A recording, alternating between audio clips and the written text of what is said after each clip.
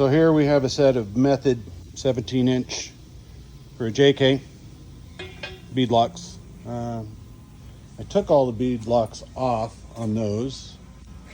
They were like gorilla tight. And these are the Pro Comps that were on there. And they still got over half-life, but they are garbage. You can see the indicators of the bolts because whoever put these on did not center them on the ring and just ran them tight and squeezed the actual bead until it's half the size it should be, deformed, popped out, and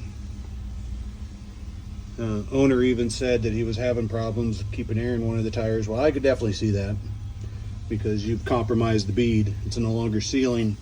So this edge on the inside right here should be resting against this. And as you can see on here, they're all resting up above and squeezed in and then pinched by the bead lock.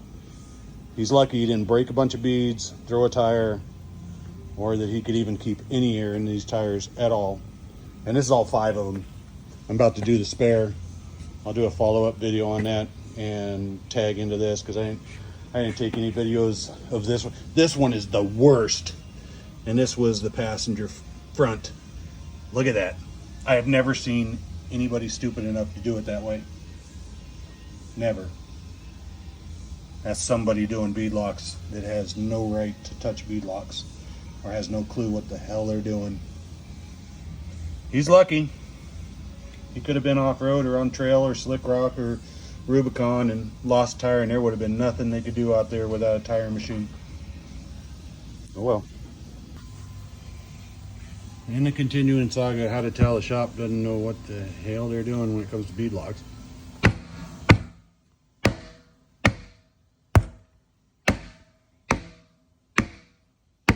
The thing's locked on there because it is literally bound into the rubber.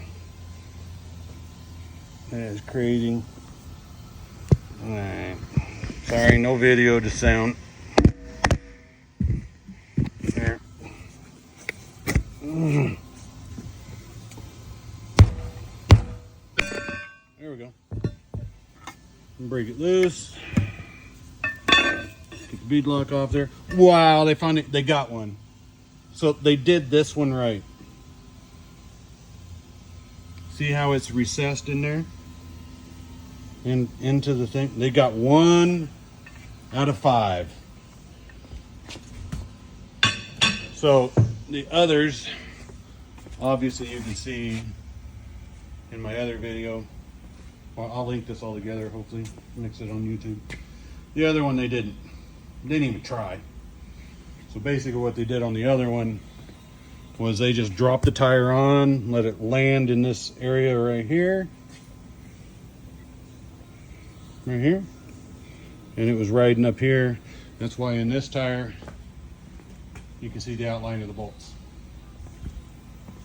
So his only good install and safe install and proper install was the spare that he never even, looks like he never even had to put on the road.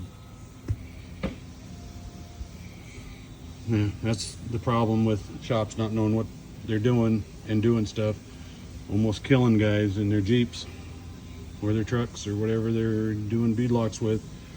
And everybody could sit there and say, oh, it would have never failed because it was pinched in there. Yeah, it's probably true, but would you like to be in the middle of the Rubicon knowing your tires all fucked up like that and knowing there ain't jack shit you can do about it because you got 1, 2, 3, 4 that are like that? If one goes, the other one's going to go shortly after it, especially once you let the air out of them to get down to like 9 psi. Yeah. And the owner of this rig uses the rig for what it was built for. So yeah, if it was going to happen to somebody, it was going to happen to him. But we'll put the new Mickeys on there. I'll take the time. It usually takes 2 guys, and get it on there right.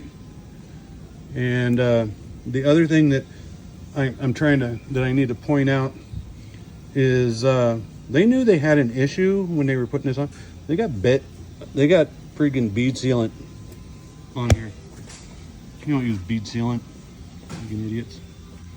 All right, I'm out.